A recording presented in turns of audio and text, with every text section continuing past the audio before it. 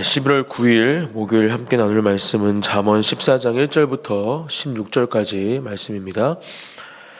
잠언 14장 1절부터 16절까지 말씀 한 절씩 교독하시고 마지막 16절은 함께 읽겠습니다. 제가 먼저 봉독하겠습니다. 지혜로운 여인은 자기 집을 세우되 미련한 여인은 자기 손으로 그것을 허느니라. 정직하게 행하는 자는 여호와를 경외하여도 패역하게 행하는 자는 여호와를 경멸하느니라. 미련한 자는 교만하여 입으로 매를 자청하고 지혜로운 자의 입술은 자기를 보전하느니라. 서가 없으면 구유는 깨끗하려니와 소의 힘으로 얻는 것이 많으니라. 신실한 증인은 거짓말을 아니하여도 거짓 증인은 거짓말을 뱉느니라. 거만한 자는 지혜를 구하여도 얻지 못하거니와 명철한 자는 지식 얻기가 쉬우니라. 너는 미련한 자의 앞을 떠나라. 그 입술에 지식 있음을 보지 못함이니라. 실그러운 자의 지혜는 자기의 길을 아는 것이라도 미련한 자의 어리석음은 속이는 것이니라. 미련한 자는 죄를 심상히 여겨도 정직한 자 중에는 은혜가 있느니라. 마음의 고통은 자기가 알고 마음의 즐거움은 타인이 참여하지 못하느니라. 악한 자의 집은 망하겠고 정직한 자의 장막은 흥하리라. 어떤 길은 사람이 보기에 바르나 필경은 사망의 길이니라. 웃을 때에도 마음에 슬픔이 있고 즐거움의 끝에도 근심이 있느니라. 마음이 굽은 자는 자기 행위로 보응이 가득하겠고 선한 사람도 자기 행위로 그러하리라. 어리석은 자는 온갖 말을 믿으나 슬기로운 자는 자기의 행동을 삼가느니라. 지혜로운 자는 두려워하여 악을 떠나나 어리석은 자는 방자하여 스스로 믿느니라. 아멘. 네, 계속해서 잠언의 말씀은 우리가 하나님의 지혜를 또 하나님의 정직을 가지고 살아가야 하는 그런 의인된 삶을 살아가야 되는 사람임을 우리에게 가르쳐주고 있습니다. 그리고 계속해서 이런 대비를 통해서 지혜 있는 자와 지혜 없는 자, 또 정직한 자와 정직하지 않은 자, 교만한 자, 또 미련한 자, 패역한 자, 이렇게 계속해서 우리에게 하나님의 그 지혜가 없이 또 하나님의 정직이 없이 그 의로움이 없이 살아갈 때에는 그렇게 미련하고 패역한 삶을 또 교만한 삶을 거만한 삶을 미련한 삶을 살아갈 수밖에 없음을 우리에게 가르쳐 주고 있습니다. 우리가 생명의 길을 완주하기 위해서 그 천로 역정의 길을 완주하기 위해서는 하나님이 주시는 지혜를 가지고 또 이 땅을 분별할 수 있는 그런 분별력이 우리에게 필요함을 오늘 말씀을 통해서도 다시 한번 이 말씀을 통해 배우기 원합니다. 하나님이 주시는 지혜가 있을 때 우리는 하나님이 주시는 그 승리를 맛볼 수 있습니다. 하나님이 주시는 그 정직이 있을 때 우리는 우리의 삶 가운데에서 의로운 삶으로 하나님께서 기뻐하시고 원하시는 삶으로 이 땅을 살아갈 수 있습니다. 또 하나님이 허락하시는 그 선을 가지고 이 땅을 회복시키며 치유할 수 있는 또 오늘 말씀에서 말씀하시는 것처럼 그렇게 세우는 사람 건설자로서의 삶을 살아갈 수 있음을 오늘 말씀을 통해서 배울 수 있는 것입니다. 그러한 삶을 살아가시는 저와 여러분들이 되시기를 예수님의 이름으로 축복합니다. 우리에게 분별력이 없으면 미련한 자로 불릴 수밖에 없습니다. 또 거만한 자로 불릴 수밖에 없습니다. 또 패역한 자로 불릴 수밖에 없습니다.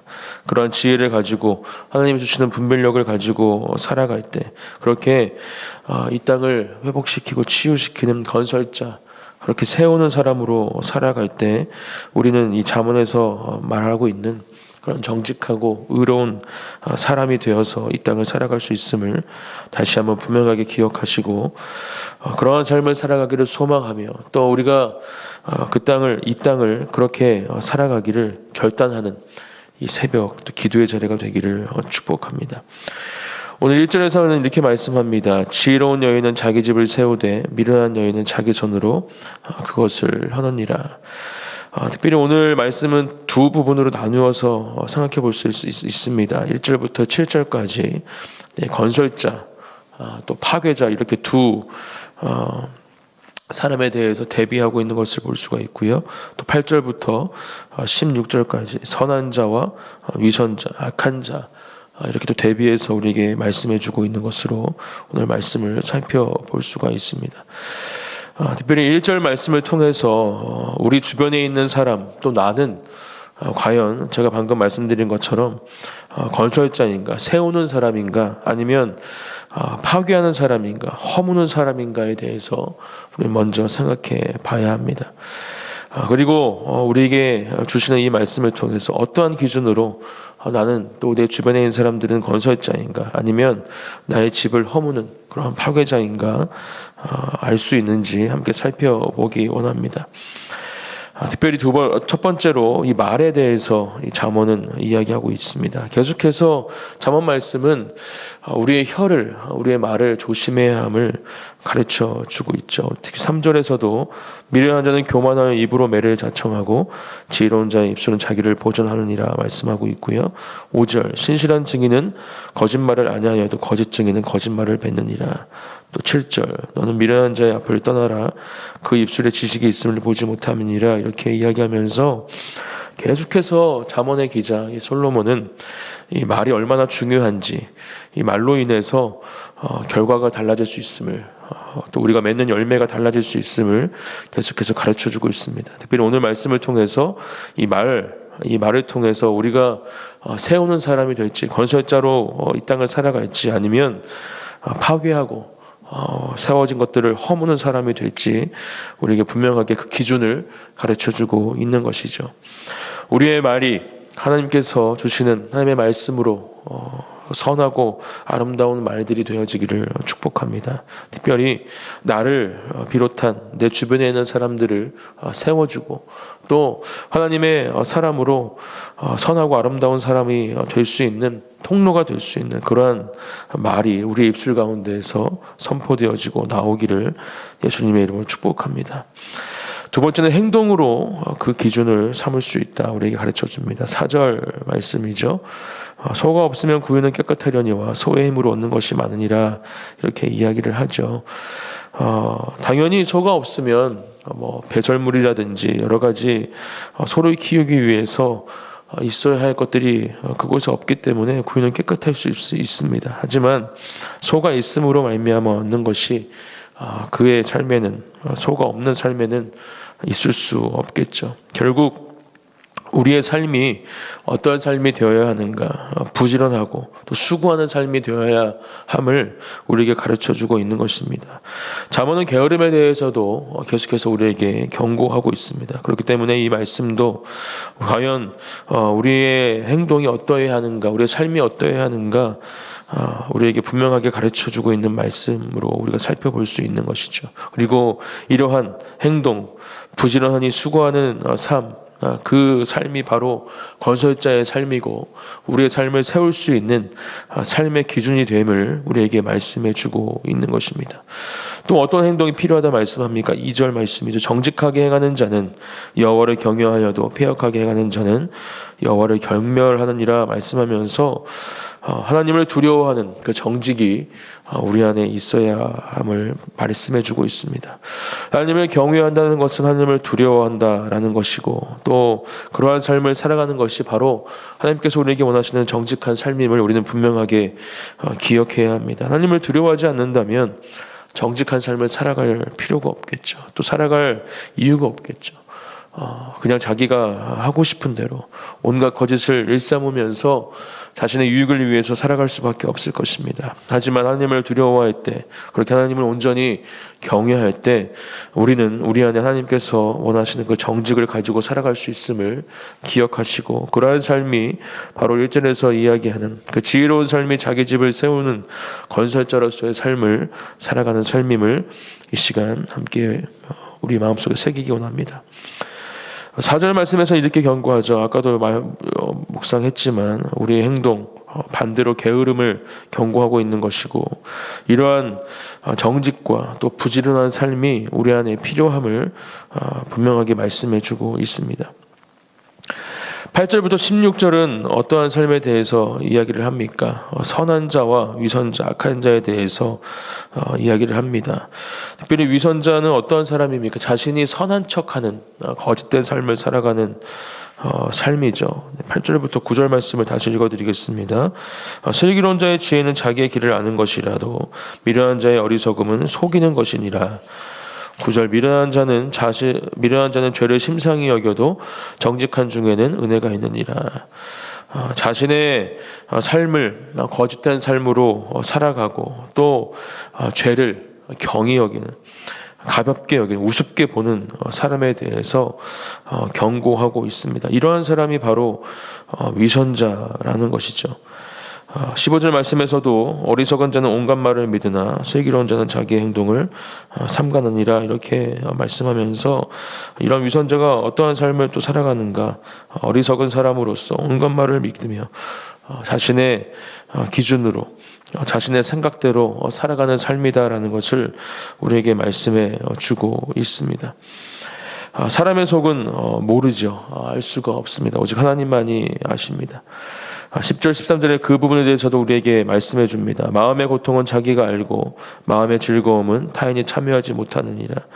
또 웃을 때에도 마음의 슬픔이 있고 즐거움의 끝에도 근심이 있느니라, 이렇게 이야기하면서 우리가 외모로 또는 그냥 겉모습으로만 또 그 사람의 말만 듣고서는 그 사람의 깊은 곳까지 알 수 없음을, 상태를 알 수 없음을 이야기하면서 우리가 어떻게 어떠한 마음으로 그 하나님의 말씀을 우리 마음속에 새겨야 하는지, 또 그 사람들을 대해야 하는지에 대해서도 가르쳐 주고 있습니다.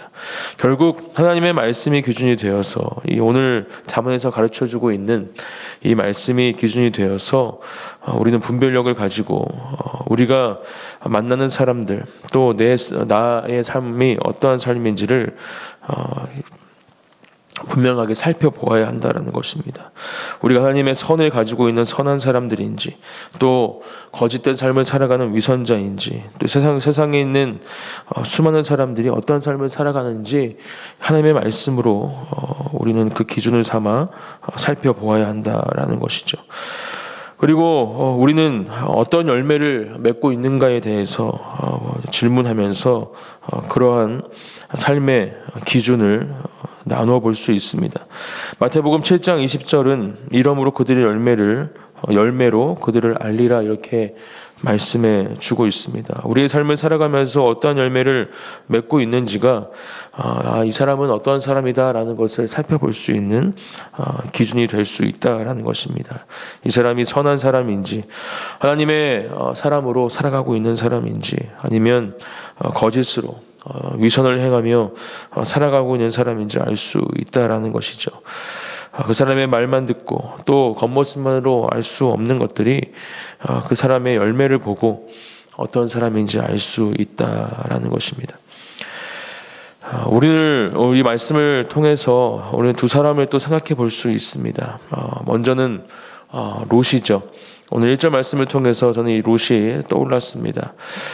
롯도 자신의 시어머니였던 이 나오미와 함께 이 굶주림을 피해서 원래 있던 곳을 떠나가게 되고, 또 그곳에서 남편을 잊고 또 많은 고난과 고통 가운데 다시 한번 하나님을 경외하는 마음을 회복하게 되죠. 그리고 결국은 그러한 경외, 하나님을 예배하는 삶을 통해서 놀라운 축복을 받게 되는 모습을 우리 롯기를 통해서 우리가 볼 수 있습니다. 지혜의 근본이 어디서 나오는가? 바로 하나님을 경외함에서 나온다라는 것을 이 롯을 통해서 우리는 알 수 있었습니다. 잠언 말씀 9장 10절입니다. 여호와를 경외하는 것이 지혜의 근본이요 거룩하신 자를 아는 것이 명철이니라. 또 시편 111편 10절에서도 여호와를 경외함이 지혜의 근본이라. 그의 계명을 지키는 자는 다 훌륭한 지각을 가진 자이니 여호와를 찬양함이 영원히 계속되리로다, 이렇게 말씀해 주고 있습니다.